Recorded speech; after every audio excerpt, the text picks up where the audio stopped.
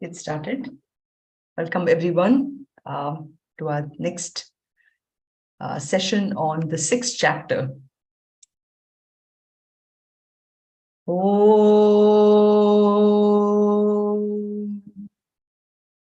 Om.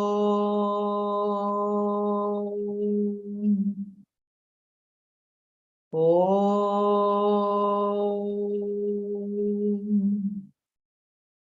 Om Sahana Bhavatu Sahanau Bhunaktu Sahaviryam Karavavahai Tejasvinavadhitamastu Mavit Vishavahai. Om Shanti Shanti Shanti. Om Parthaya Pratibodhitam Bhagavata Narayanena Swayam Vyasena Kratitam Purana Munina Madhye Mahabharatam Advaitam Vritavarshinim Bhagavatim Ashtadashadhyayinim Ambatvam Anusantathami Bhagavad Gita Bhavatveshini Namostute Vyasa Vishala Buddhe Pulla Ravindayata Patra Netra Yena Tvaya Bharata Taila Purnaha Prajvalito Jnanamaya Pradipaha Prapanna Parijataya Totra Vetraika Panaye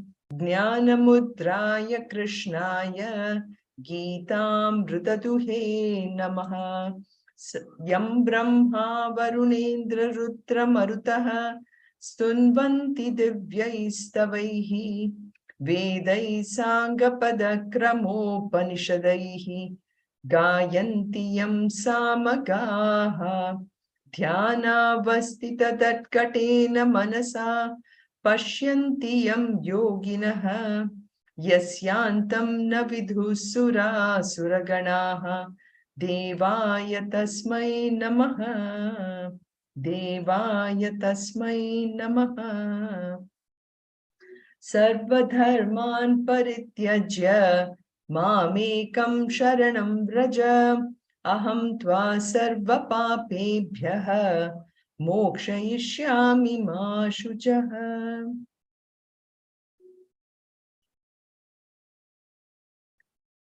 So we are on the sixth chapter, and this is a chapter on meditation.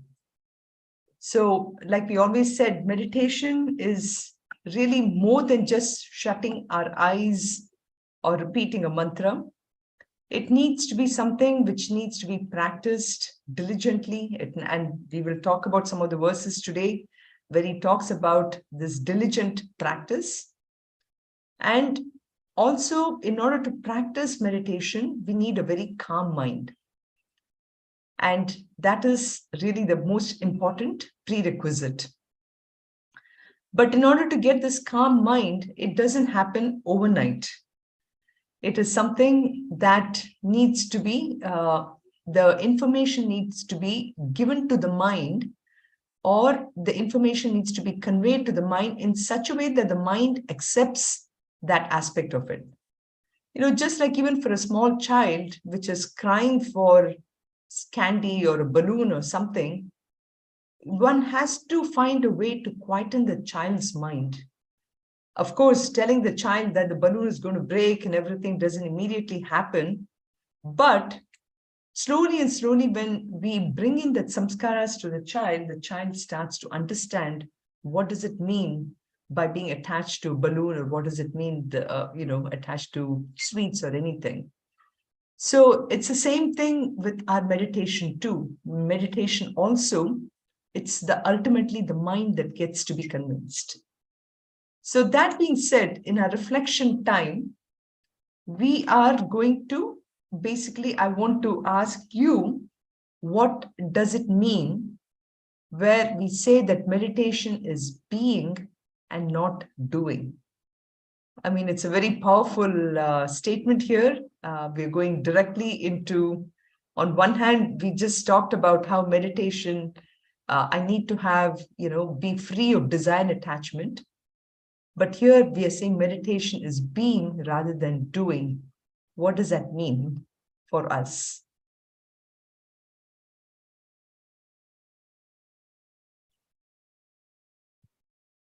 Any thoughts? Uh, Yes.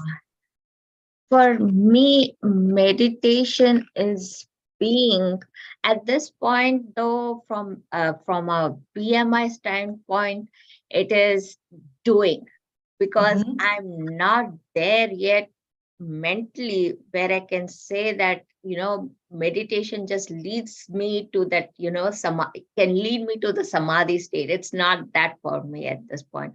From a Mm-hmm. BMI point of view, if I'm doing meditation, then I'm doing meditation. It's not coming to me naturally. I'm putting a lot of effort.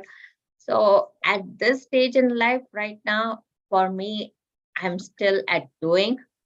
And Mm-hmm. my goal is to reach being, but right Mm-hmm. now it's at doing. Yeah, That's my. very good. Yeah. So what you touched upon is at the stage, at the level of body, mind, and intellect, it is a doing part of it. But at the highest state, actually, it is the state of being and not really doing. So essentially, for us who are now doing a lot of things, when I say doing, practically we are doing, which is where the first few shlokas, he talks about how we need to indulge ourselves through this body, mind, intellect, what you just said, in this aspect of doing. So karma yoga is prescribed for a lot of us because our mind is too preoccupied with doing. We are constantly doing something. So for that, karma yoga is really prescribed. But then it is only through karma yoga that I can actually purify my mind to get to that calm state. So using karma yoga, I become calm. That is the idea. So everything that we are doing right now in all our actions, whether I'm working on my projects at work, whether I'm working on being the mother that I am, the father that I am, everything, I actually use karma yoga to purify, to basically understand this aspect that I am not this body, mind, intellect. So we have talked about giving up. So I have to give up this notion that I'm not this body, mind, and intellect, even as I'm doing things. Like, for example, if I'm working at work, I, of course, have to use all my sense organs. I have to use my hands, my legs, and everything to do the work I am. But I have to think that they are only an instrument. Just like, I would use my computer right now, it is only an instrument for me to convey this message. But I'm not the computer. So I have to get into this notion of the fact that I'm not this body while I'm doing things. And so too, then the question will come, then something is driving it. Then the question comes, is my mind, my intellect.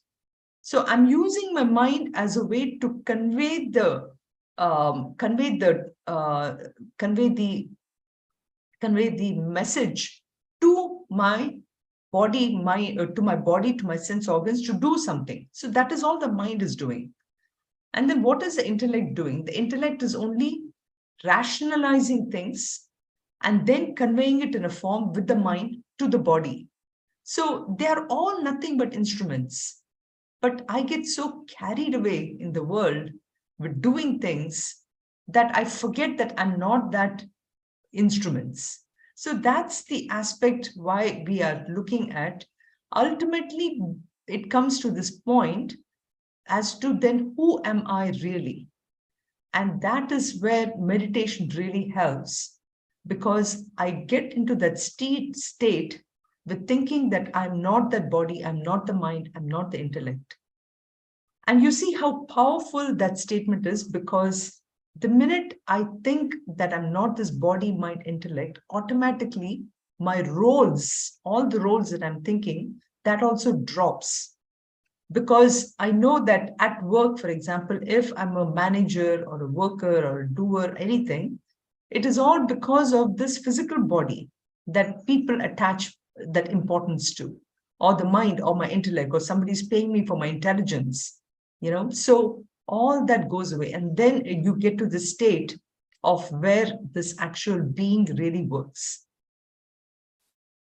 So that being said, let's just chant the 8 shlokas, and then we move on to getting into actual meditation. I'm really excited about today because we are going to talk about the mechanics of the internal sadhana. All this time, the first 9 verses were focused literally on how do I control my external environment in the sense of, being in charge of my situations, objects, all the things around me. That is what we discuss in the 9 shlokas. So let's chant almost 8 of them. The last one, I just have a little bit to share because last week we finished about 10 minutes earlier. So I just have 2 points to discuss on that.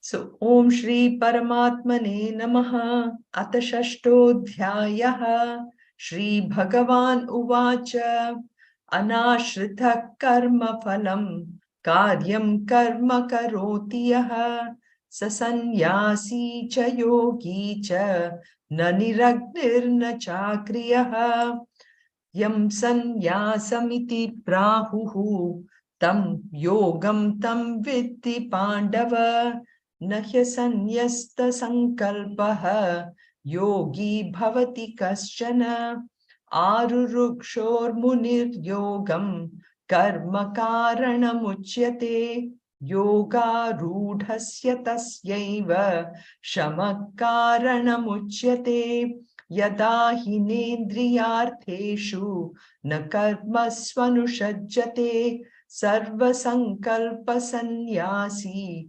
yoga rudastadochyate uddhare datmanatmanam natmanam avasadayet atmaiva hyatmano bandhuhu atmaiva ripuratmanah bandhuratmatmanastasya येनात्मैवात्मना जितः अनात्मनस्तु शत्रुत्वे वर्तेतात्मैव शत्रुवत् जितात्मनः प्रशान्तस्य परमात्मा समाहितः शीतोष्णसुखदुःखेषु तथा मानापमानयोः ज्ञानविज्ञानतृप्तात्मा कूटस्थो विजितेन्द्रियः युक्त इत्युच्यते योगी समलोष्टाश्मकाञ्चनः सुहृन्मित्रायुदासीन मध्यस्तत्वेष्य बन्धुषु साधुष्वपि च पापेषु समबुद्धिर्विशिष्यते. So we discussed about these 9 different types of people. So when we discussed about this 9 types of people here, one would think, then what does that really mean? Does it mean that, I just go with how they are, I really don't have, it's a very passive way of really accepting the 9 kinds of people. Is that really what the shloka is saying? So this is where this word samabuddhi really is something that we need to think about. And this is the 2 points that I wanted to address. One is, the philosophical angle by which the word samabuddhi can be taken, can be considered. So what Krishna is telling Arjuna here is, he's basically saying that a person who has samabuddhi essentially has that samatvam or the equanimity.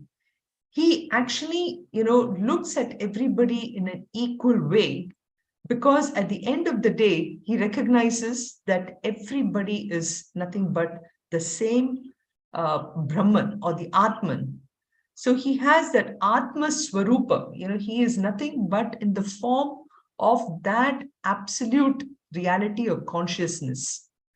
And that being said, the what is different is only the coating. If you think about it, we all have different coatings of that 9 type of people that he's talking about. Some of us are indifferent, some of us are may have certain great positive qualities which he's trying to show, which is the Mitra and the Suhran Mitra, all this. Or some of us may have some negative qualities of jealousy or envy and all that, which goes into this people of Ari, enemy, or Dvesha, the Raga Dvesha which we have. Whereas some of us may be indifferent, which is what Udasina means. Or some of us have so much of love for everyone, so we do not want to hurt anybody's feelings. Some of us will have these noble qualities. So that is what he's trying to show with this philosophical angles, saying that we all, at the end of the day, if we can only accept that at the end of the day, everybody is nothing but that Atma. And that Atma is uniformly present in everyone. And if we look at it, then a jnani would not even look at anybody as a criminal. According to such a person, there is really no criminal in the world at all. Like, the famous statements, if you want to shoot somebody, shoot the message, don't shoot the messenger. So that is what Krishna is trying to tell Arjuna, as look at it, everybody, from that philosophical angle. And then when we do that, automatically this aspect of love and compassion comes into everyone. So in Viveka Chudamani, there is this beautiful shloka which talks about this example of a sandalwood. So many times when you see sandalwood, you don't really see that, the fresh sandalwood that we get, when we go to a store. It is typically covered with some kind of a coating. And this coating actually smells like anything. It's got a bad smell. And it's only when you start rubbing it that you can actually get it.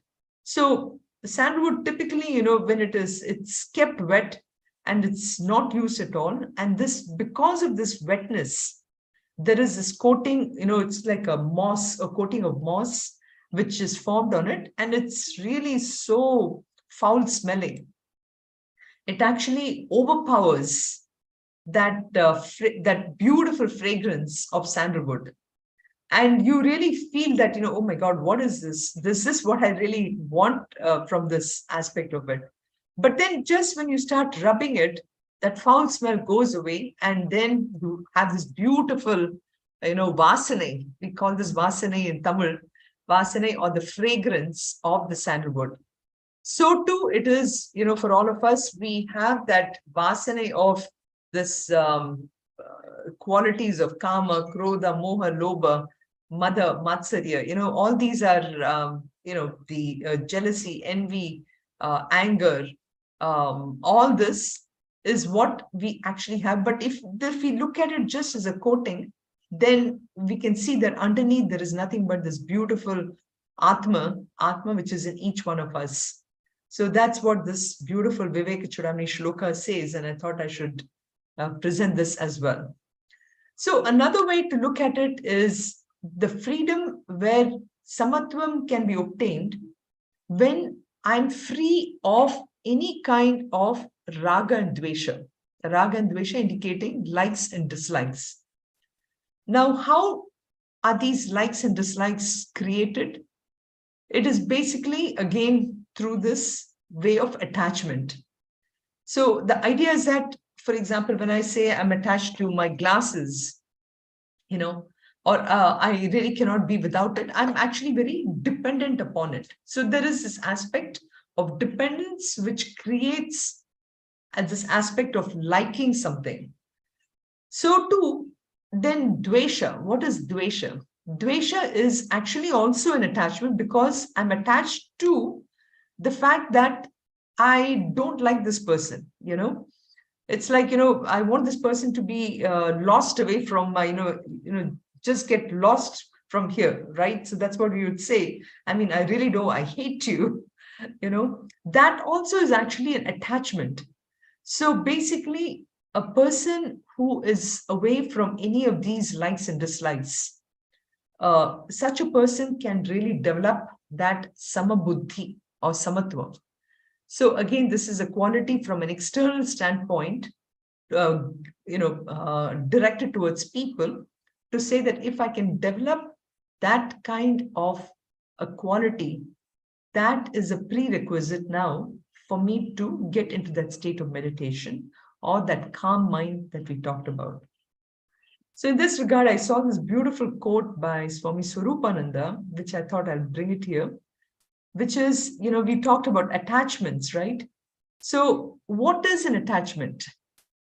Attachment is to an impermanent result. I love this word, impermanent result of an action. And this attachment is what becomes an obstacle in our progress, not only in the world, but also in our spiritual unfoldment. So when we say we are attached, when we have a like or a dislike against somebody, in a sense, if we try to analyze this likes and dislikes is not something that is permanent. It can come and at some point it can go away also. But then at that moment in time, I become so attached to it that it becomes an obstacle for us. So if I can only recognize that anything that I like or dislike is very temporary, it's very impermanent, then to that extent, my mind can be convinced about that aspect. And so then I'll be able to give it up. And this is the renouncing or giving up, which Krishna is talking in this chapter from the beginning itself. So another way this shloka is also very powerful is to recognize that ultimately everything is really unreal, So that is the ultimate state of samabuddhi or an equal vision that we can have. So on one hand, we talked about the philosophical angle, which is where I look at everybody and I recognize that they are nothing but that Atma. And everything that I try to think that they are, when we say this person is like this or that, like that, or whatever, all that is temporary. So that is looking at the philosophical angle. Second thing is looking at, when I look at that person, am I looking at them through likes and dislikes? So that is, and if I'm doing that, then I really address that likes and dislikes in my mind and consider that those likes and dislikes are anyway temporary. So in that sense, also I can do that. The third way is really at a very, very high level to recognize that the world itself really doesn't exist. It's only what I have been paying so much of importance to it, and I've made it real. And this is why I give these two examples here.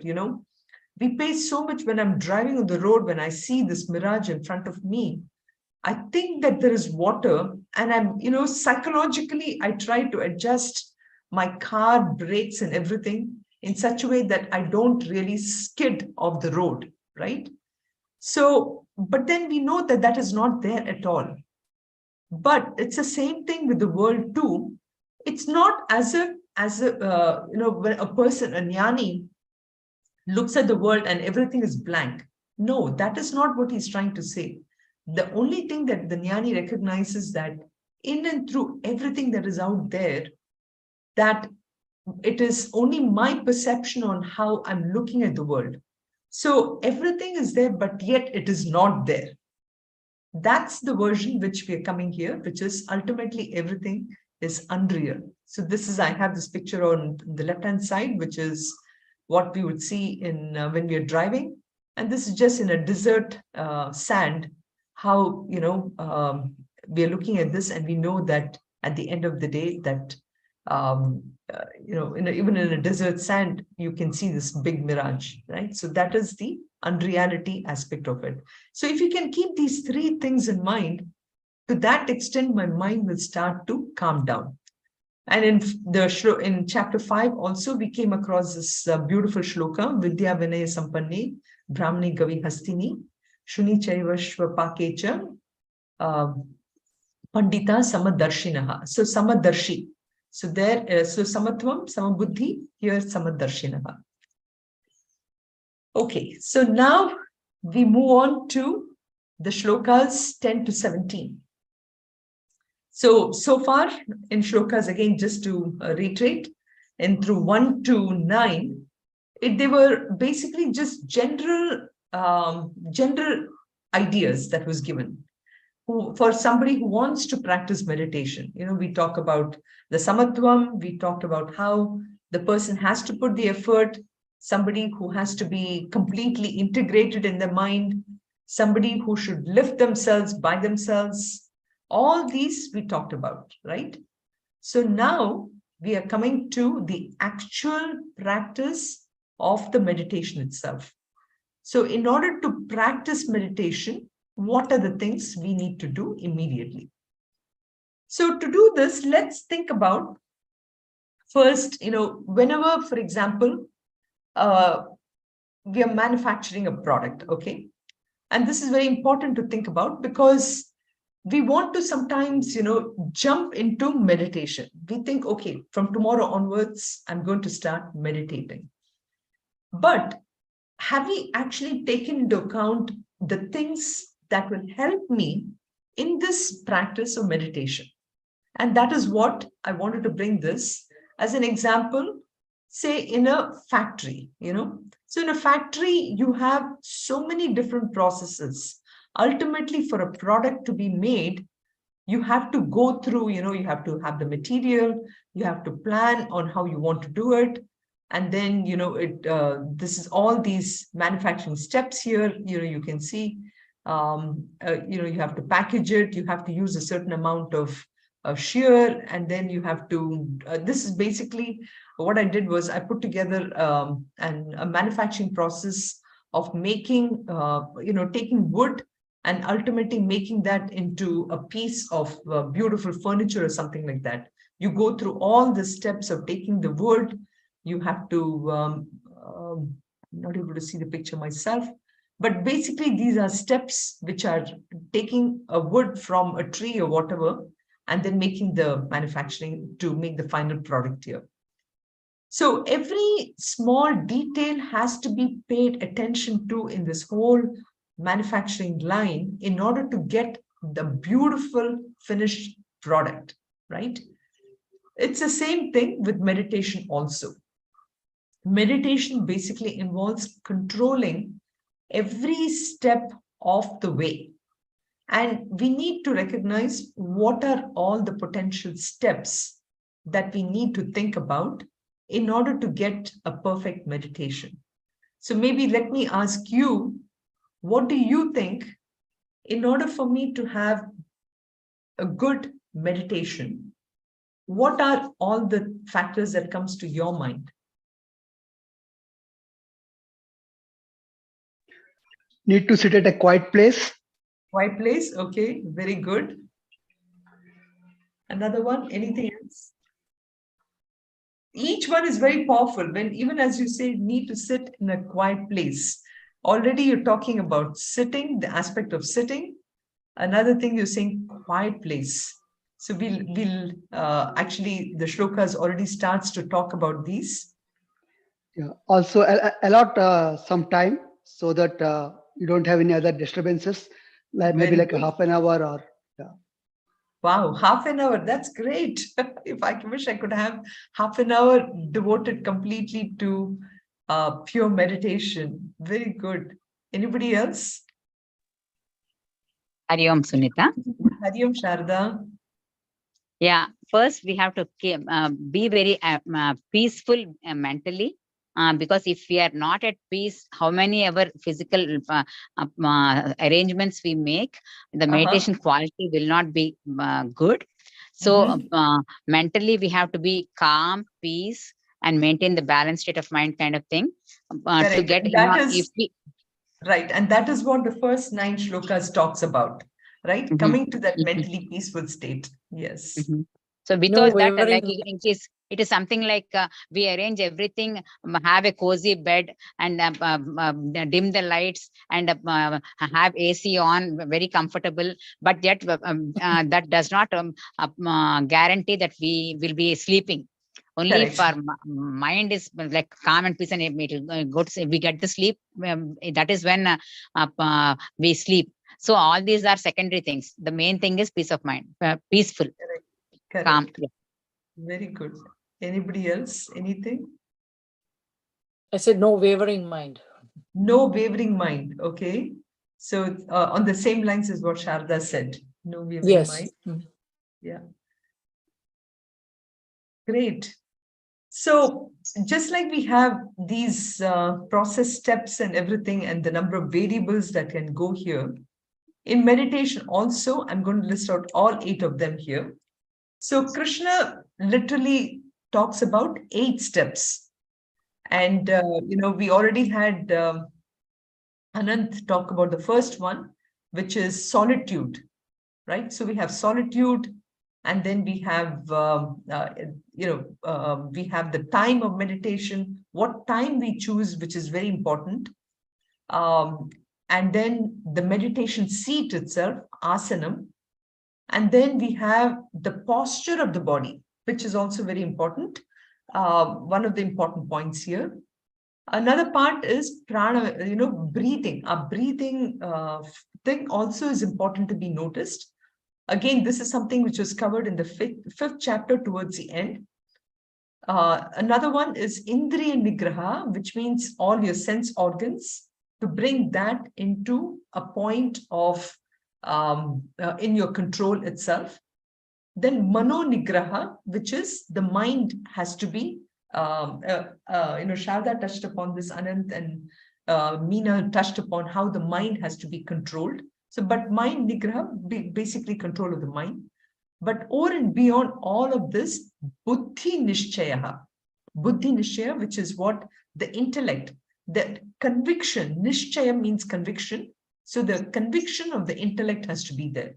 So 8 stages or 8 process steps, if you want to think about it. Now, these are the things that will be covered in the next few shlokas. So I want to touch upon these things now itself, so that when the shloka comes, you'll be able to relate to it very, very quickly. So deshaha, or place of meditation, or we call this, solitude. So this is very important because we are not there yet where I can sit, I'm just giving this example of New York downtown or something, where I can just sit there and I'm meditating. No, it just doesn't happen. I need to find every possible way in order to bring my disturbances to the minimum possible. And I can tell you, as much as you bring it down, you will still see that there is something that will disturb our mind, which is our own mind, of course, that disturbs us. But then, as much as possible, the idea is trying to bring the external things down to the maximum possible. And that is what he calls immediately in the shloka itself, it will come as ekaki or solitude. So that is a very important aspect of what he's trying to show here.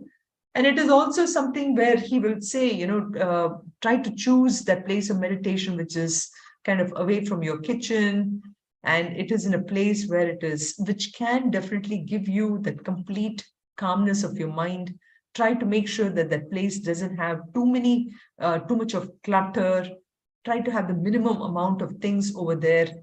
And then if necessary, also create that space where if you cannot, if I can't go to, or if I don't have the luxury of having a puja room or a meditation room, then at least in the place where I am, create that space through whatever it means, whether it is, a very nice seat, very incense, or whatever that every individual wants. So they have all this as suggestions. So that is the place of meditation he talks about. So next one is the time of meditation. In our tradition, we always talk about how early morning is the most ideal one for meditation. Now, why do we say that? Why can't I do it in the night? Why can't I do it in the afternoon? The main thing is, again, our mind. Because when I try to do something in the night, the whole day's work is still sitting there in my mind. As much as I can say that, I'm going to keep it aside, it is almost impossible. So the best thing is allow the sleep to take care of whatever the worries were there that day. And as soon as I get up in the morning, try not to look at our phone for any messages, and especially WhatsApp. WhatsApp group messages are great, but it will be full of stuff that other people think that I need to see it. And if I just open the phone and I see all this, that can disturb my mind, right? So the time of meditation, getting up in the morning and keeping it as the very first thing before I get to anything, is considered as the most important time for meditation itself. Now, Anant mentioned about the duration, 30 minutes. Well, it is actually not the amount of time. It's not the quantity that is important, but it is the quality. So even if I were to start with 5 minutes or whatever the amount of time, even less than 5 minutes, if the 1 minute or 2 minutes, if I can be calm to that extent, my mind, I can get to that state of that being. This is what we're talking about.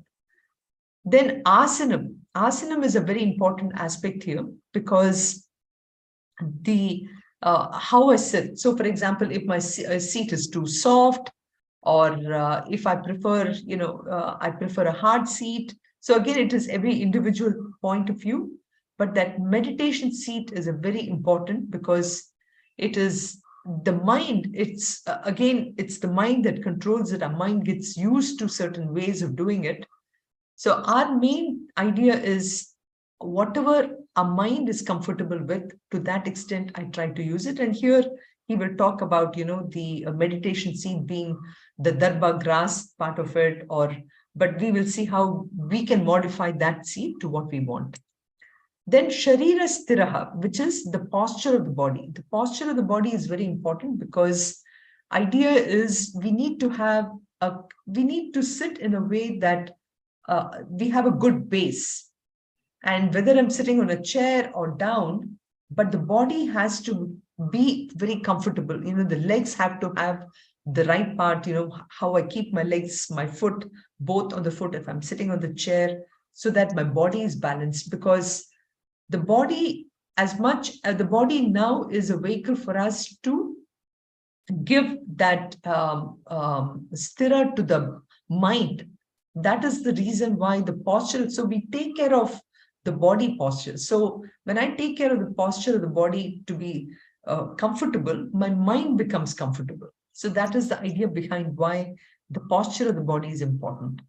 Then breathing is important, because again, I'm first using my breath in a way to get to a state where my mind calms down. And once my mind is calm, breathing also becomes very regulated. So breathing and actually thinking are kind of connected. And we've heard this thing about, a person who's stressed out tends to breathe a lot more per second than somebody who is very calm. So you can actually slow down your breath by just this aspect of meditation. So that is prana. Then Indriya Nigraha, the idea being that, again, my senses need to be controlled, all the 5 senses. Again, doing it in the morning is good, because I wouldn't have started cooking, or, there's nothing else that I can neither smell nor hear, all that. So in that sense, Indriya Nigraha is very important. So sense control is very important before I get to the state of meditation. Then Mano Nigraha, we've already touched upon this. But the key thing about Mano Nigraha, or mind control, is to, for that moment when I'm in meditation, I need to forget, and this is very important, I need to forget for that 5 minutes really the roles that I play in this life. That is very, I'm no longer the father, the mother, the manager, anything as an employer, business person, anything. I'm none of this. The minute I tell that, then all the anxieties, the hopes, the desires, whatever I have for that particular role just drops away. So that is the whole idea, that when I'm in that meditation seat, I tell myself that I'm not this father, I'm not this mother, and to that extent, that helps me in meditation. Then the question may come, then what does that mean? Where do I really attach myself to? I can attach myself to whoever is my role model or to God. If I can do that, then this will automatically drop away, the lower roles what I play. And finally, I said Buddhi Nishchayaha, which is where through all this knowledge, Madhuri was just saying before we started about how by listening to all the Vedanta knowledge, has helped her to cope, is helping her. And Jayashri, was saying about how this is helping them to cope up with the loss of loved ones in our life. And this is very important because the only way I can convince my mind is through the intellect. And that intellect needs to be always in some form of study or study, which really helps us to train that mind itself. So that is what you will see in the shlokas 10 to 15. All these 8 stages will be covered. And let's go on to those 8 factors. Any question? Yeah. Well, one thought is by allotting some time, what happens is we don't have any preoccupations or something, so that we give some time for that. So we may not use the whole time. So that's my thought. Oh, okay. So you're saying that once I allot a certain time, even if my mind is not completely into meditation through all the time, at least I'm convincing that mind that I'm going to sit down, correct? That's what you're saying, Anand? Yes. Yeah, very good. That's very important too. I mean, and this is actually another important thing I used to tell my flute students when I was teaching. I would tell them, always practice your flute only at the particular time, 4:30 p.m. or something like that, which is, even our mind need to be told, okay, when I get up in the morning, 6 a.m., I'm going to sit down. 6 a.m. So at 6 a.m., that alarm has to go off on our phone to say that I'm going to sit down for meditation. So very important point, Anand. I appreciate that. So, so at least the mind gets into that habit of sitting down. So let's go on to shloka number 10. So here you will see he's, giving us this introduction to this topic. And basically he's trying to tell us how the main goal of this meditation is to totally absorb our mind on that absolute self. And he gives basically two of the factors where he talks about this external factor, which is, how do you control your environment around you? And also, how do you control your mental state? So that one we'll see here. Yogi yunjita satatam. Yogi yunjita satatam. Atmanam rahasi sthitaha. Atmanam rahasi sthitaha. Ekaki yata chittatma. Ekaki yata chittatma. Nirashira parigraha. Nirashira parigraha. So, yogi or the seeker who wants to, who is interested in getting into this meditation, yunjita coming from this word, actually yuj, which means again to yoke or to unite. Here he's saying that the yogi should continuously engage, yunjita, to engage, satatam, very important word, satatam, constantly. Again, going back to Anand's point here, the idea is to set up a time and to just follow it. And this is where, our phones are so beautiful. If I put that alarm, at least it will tell me this is what I need to do at that time. So, yogi yunjita satatam, atmanam, that is by in his own self, atmanam, rahasi, which is in a solitary place. And we'll talk a little bit about this word rahasi, because the minute we hear this word rahasi, we automatically think it's secret, So rahasi meaning solitary. Stitaha, remain established, remain completely in tune with myself. Ekaki, and doing it completely alone. Yata chittatma, atma subdued with mind, or with that mind, completely without any expectations or any possessions. Aparigraha. Again, we're going to be elaborating on each one of these words. Now that I showed you what that 8 factors are for meditation, you will see how each one of these words here will take you there. So what are the conditions? We talked about first having that ekaki, solitary place, free of distractions, yata chittatma, controlled in the mind and body, and then nirashihi, no expectations, and aparigraha, which is meaning giving up all baggage. So nirashihi meaning basically where the person has developed a certain amount of vairagya or complete dispassion in how he is looked at, he's looking at the world, that only then such a person can actually sit and meditate. And then aparigraha, this is a beautiful word actually. Parigraha means actually having, basically this ability to holding on to things is called as parigraha. Aparigraha meaning giving up things. 1 second, sorry.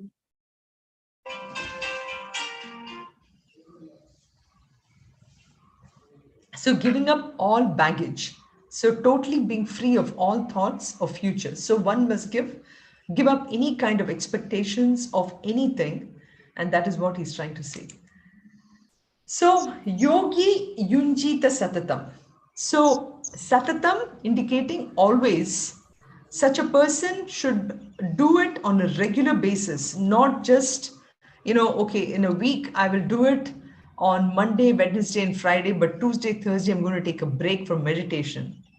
No, that doesn't work that way. The idea is every single day, just like we take a bath and we eat our food, if there is a way that I can even sit for 5 minutes, that is what the shloka is trying to say. That is the constancy that is needed in order for the meditation to have a good effect.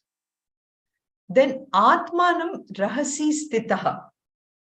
So we said Rahasi indicating a solitude or a place where I can remain in complete control. But then Rahasi also means, like we said, a secret.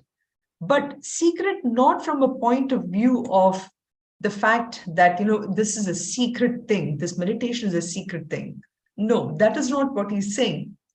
Basically, he's trying to say that, don't go and broadcast to everybody that, I'm going to do this meditation. Now, we always say, well, if I really want to do something, if I tell 10 people that I'm doing this, then those 10 people will remind me that I'm supposed to do it, right? So that's one way that people say that, well, I have to tell others what I'm doing. But in this particular thing, you don't want to broadcast it because not that others should not know about it, but the whole idea is that this is something that I'm doing it for my own self. I need to be in touch with who I am. And in that sense, this is something it is my journey and I need to do it. And for that reason, it is Rahasi. So that is Atmanam Rahasi Stitaha. Ekaki yata chittatma. I'm ekaki. I'm doing this all by myself, and I do it with my complete mind and my body totally in my own control. So ekaki, indicating that, this is not something that I do it as with somebody else, with another buddy. I call somebody and I say, okay, I can do yoga with a buddy, but I don't think I should be doing meditation with a buddy. That is what, ekaki really means. Ekaki is completely solitude, something which I do it for myself. And I do it, to, again, the solitude, trying to, get into my own state here. So that is the ekaki, yata chittatma, with, my body, mind, and everything being in control. And nirashihi, which is indicating that absolutely no desires. Asihi meaning desire. Nir, which is the upasarga, which is added, meaning that totally without any kind of desires. Nirashihi, without any kind of an attachment, any desires that cause any kind of an attachment. So, just like, for example, as a grandmother, today I might be worried about, okay, how is my grandchild going to be, granddaughter, none of those things. At that point in time, absolutely, I have no desire, no anxiety at all. That's the kind of nirashihi here we're talking about. And aparigraha, as I mentioned, parigraha means this aspect of possessing, having this aspect of possessing or hoarding. So aparigraha, giving up everything. Just, again, the shloka is talking about, how do I have simple living and high thinking? We always talk about it, but how can I really practice this? Aparigraha. So this is another condition which I need to have if I really need to have good meditation. How do I get to this aspect of it? So if I put both of them together, the idea is when I'm established in this idea of ekaki yata chittatma nirashihi parigraha, that will lead me to that ultimate state of that meditation. So very key qualities that is mentioned here, even as I'm going to sit for meditation. So that's the quality he's talking about. Now, in shloka number 11, he is now, having left, it's almost like, so Chinmayananda would give this example, when we're getting into a puja room, we would keep our slippers outside and then enter the puja room, right? So too, this nirashihi aparigraha are the qualities that I need to develop. So I leave all my baggage out as I enter into the meditation room. So now I'm entering into my meditation room and I'm actually going to be sitting for meditation itself. So when I'm going to sit, what are the things that I need to pay attention to? And that is in this shloka here.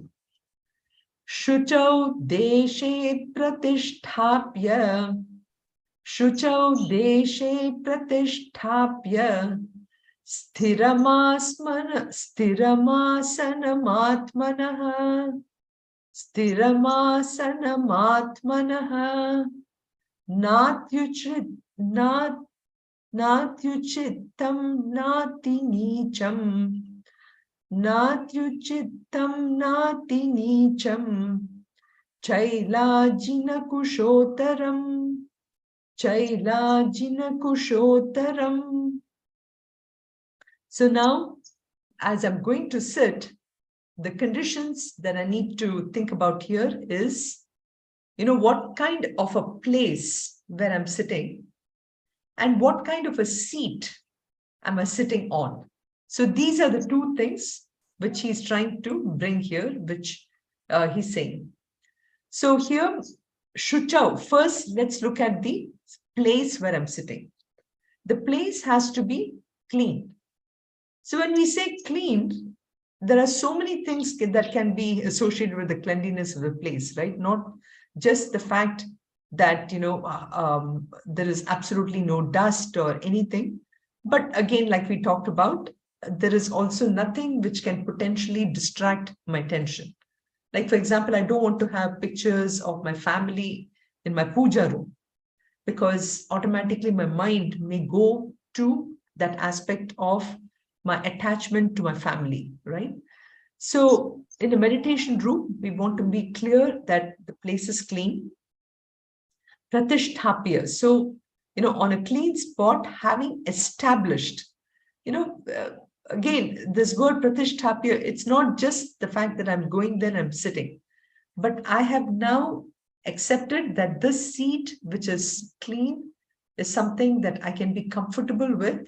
And then, I give up kind of attachment to that place, to that seat or to that place. And my mind will allow, my mind can be allowed to go within. So having established that point, stiram asanam atmanaha. So stiram meaning, I'm sitting very stable. This seat is good. My body is now comfortable there. So I'm very stable in that point. Stiram, I'm comfortable, stable in that seat of asanam.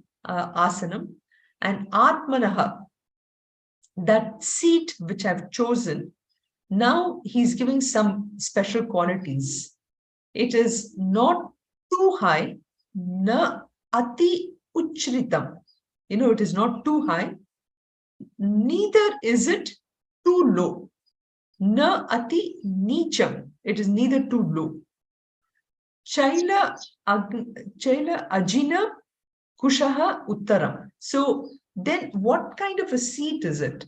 So again, remember this, Bhagavad Gita was given in Mahabharata, and it was at a time where, they didn't have any plastic or any soft leather. I mean, they did have leather, of course, but which is why the deer skin is given there. But the idea is that at that time you had this kusha grass, and there are certain quantities of the kusha grass, which we will also talk about. But the idea is choose a seat which is comfortable and which doesn't give you, and which doesn't make it like, as I'm sitting down for some time, my body may start perspiring, right? So you don't want a seat which will become wet and which will cause a distraction. So that is why these things have been chosen. So this is what the shloka is saying. So shuchau deshe pratishtapya. So choose the right spot, let it be secluded, let it be clean, let it be physically and spiritually, viable for us in such a way that it doesn't trigger any other kind of thoughts, and let it be something which is also has, like I said, the positive vibes. If it needs, if you need to light a lamp so that you can have something to focus upon, or if you want to have some kind of incense sticks, anything, so long as it doesn't disturb my breathing, all this is something that I need to keep it there. Then stiram asanam atmanaha. So here, to fix the asanam itself, making sure that this asan is just right, it's comfortable, and then it is not too high and not too low, indicating that, you don't want to be sitting on a very high stool or something like that, where you feel a little uncomfortable by sitting on it. So choose a place like a chair, for example, where I can keep both my feet firmly on the ground. So then I feel that I'm, sitting in the right posture, in the right place. So that is neither too high. And na ati nicham, for example, I don't want to choose a place where it is, like, for example, sometimes, we feel we should be sitting in our basement and meditating, especially at this time, November, December time frame, it might be too cold. So you don't want to sit in a place which is way too cold, way too low. And of course, in those days, the idea is that, if you're going to sit in a cave or somewhere, make sure that the place is, not too damp, not too wet. So that's the whole idea of trying to make sure that the place is just right. And then, of course, choosing an asanam, which is either made with cloth or ajinam, which is skin, deer skin, or kushaha grass. And I just put this example of a mat here, which is actually made of kusha, which is, I think, an Amazon or whatever picture. The idea being that many of this, you can sit comfortably, won't get wet, and it'll really give you a sense of, a stability for the whole seat itself. So wanted to just get started now with, so we have seen the two shlokas. One is the mental attitude when I go inside to sit on meditation, and the seat itself, which is, we talked about the mechanics of how my place should be, what my seat should be. In shloka number 17, we'll go more now into the actual meditation steps itself. So we'll stop here. Sarve bhavantu sukhinah, sarve santu niramayaha, sarve bhadrani pashyantu, ma kaschit dukkha bhag bhavet. Om shanti shanti shantihi. Om Purnamadav Purnamidam Purnat Purnamudachyate Purnasya Purnamadaya Purnameva Vashishyate. Om Shanti Shanti Shantihi. Harihi Om Shri Guru Pyo Namaha. Harihi Om. Hari Om, everyone.